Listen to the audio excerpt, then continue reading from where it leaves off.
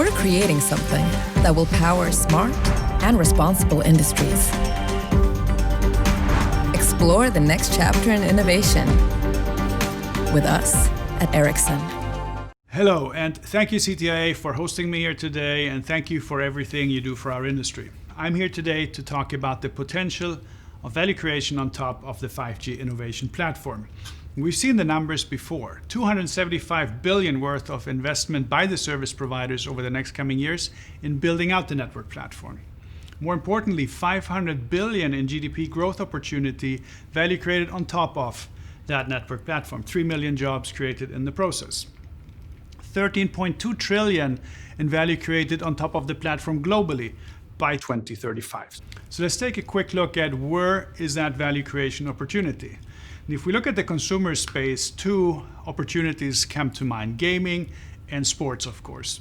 In gaming already today, around 50% of the gaming revenues come from mobile applications. So of course there is a high predisposition among gamers to leverage wireless networks. And we see that opportunity now increasing with 5G. We've done some research to prove that gamers are willing to consider cutting the cord and leveraging a 5G high-performing network to basically leverage virtual network-based gaming platforms. 80%, close to 80% probability of moving onto a 5G network, and over 90% also indicating that they're willing to pay a premium for that experience. Sports, we've seen multiple examples and use cases being experimented with, where we see, for instance, cameras being added to the helmet, the sports car, allowing the fan to pick your camera angle, your camera, to follow your favorite performer on the field. Holographic experiences to basically watch and follow games from home. So an infinite amount of opportunities between gaming and sports. But maybe most interestingly, where we really see the new profit pools emerging, is the digital transformation of industries. And I'll give you one example: the mining industry, which is a $1.5 trillion industry, about 2% of the global GDP. And like in all industries, there is no one killer use case. So we've been working with multiple industrial partners, service providers, and ADL most recently, to try to figure out where is that breakage point where it makes sense to make the investment in the 5G network. And what we typically see is that there is a handful of use cases that drive enough value to justify the investment. So in the mining industry, we have these massive haulers that transport equipment. And by leveraging 5G technology and run them in an autonomous fashion, we see an incredible opportunity to improve the productivity by 30%. There's remote diggers in underground mines, for instance, where you use haptic feedback, high-resolution video to operate them remotely as well. 70 to 80% efficiency gains in opportunity. And then there is ventilation. Ventilation represents about 50% of the energy consumption in the mining business. And by using smart ventilation solutions to dose the ventilation, but also remotely operated haulers and diggers, you can now have less people in the mines, and you reduce the necessity of air conditioning in the mines, with a significant improvement opportunity in how you run your mines, both from a cost efficiency but also from an environmental perspective. So all in all, we see a $57 billion opportunity and a $4 billion addressable spend for our service providers to come up with the connectivity solutions. And then mining is one of the most dangerous industries out there, with hundreds of deaths a year. We see an opportunity over the next 10-year period to prevent 1,000 fatalities and 44,000 injuries in the process by leveraging smart technologies.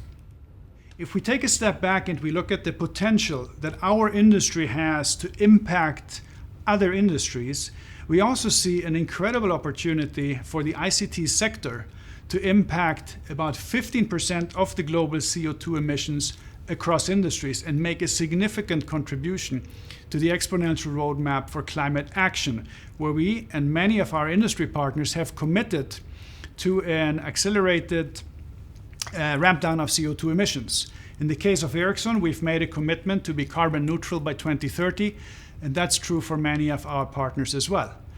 Yet, we only represent 1.4% of the global CO2 emissions. So by leveraging our technology applied in other industry sectors, we then have an opportunity to drive significant CO2 reductions and really turn around the current path we're on and get to a carbon neutral world by 2050, which is a great opportunity.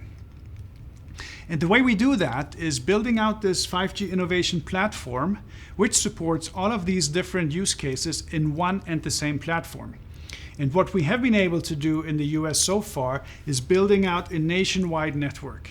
And that nationwide network with macro sites supports now in the 5G world 1 million devices per square mile. So take this example of sensors, for instance, smart meters or others. The key driver here is minimum battery consumption, and again, the ability to support millions of devices per square mile. So that is one potential network slice and one potential usage of the 5G network. If you take the more demanding use cases, like for instance, the remote digger with haptic feedback, high resolution video, now you need this ultra responsiveness, millisecond latency in the network, high definition video, and high precision location as well. So then the network will reconfigure dynamically and provide that network slice to that particular application. And that is a truly unique capability now in the 5G networks, where you can cater to different use cases with the same network by moving the network loads and the applications to where you need them to be at the right time.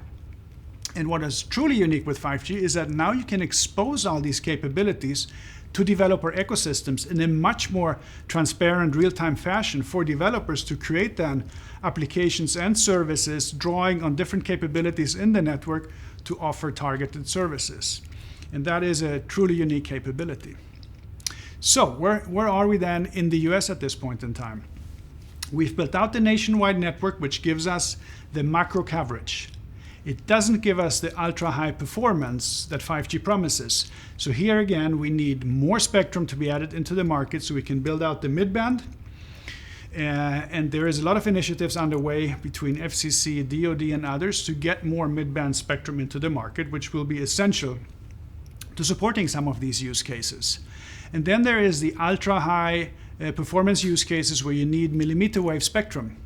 And with the current trajectory we're on and the simulation that we need around 600,000 small cells to be built out in the US, it's going to take us 23 years to get there. So we clearly have a lot more work to do on zoning, permitting, in our case, form factors and packaging of the solutions so we can expedite the zoning and permitting process, because we clearly need to build out low band, mid band, and high band to get to to really leverage the platform to its fullest potential. And then we need to add about 20,000 workers into the sector to support the build out, tower crew technicians. So a lot more work remains to be done. And on behalf of Ericsson, we're committed to supporting the industry and the ecosystem collaboration. We have our D15 labs in Silicon Valley, and since 2015, we've been collaborating with different industry partners across the ecosystem. So in summing up, the platform is essentially built out. So we have the coverage in the US, a lot of activities now to address some of these use cases in a smart factory solution and an in-stadium solution. The next big challenge for us now becomes to expose these capabilities to developer ecosystems around us, bringing hyperscalers, service providers, and industry partners together to really unlock the full potential in the 5G innovation platform.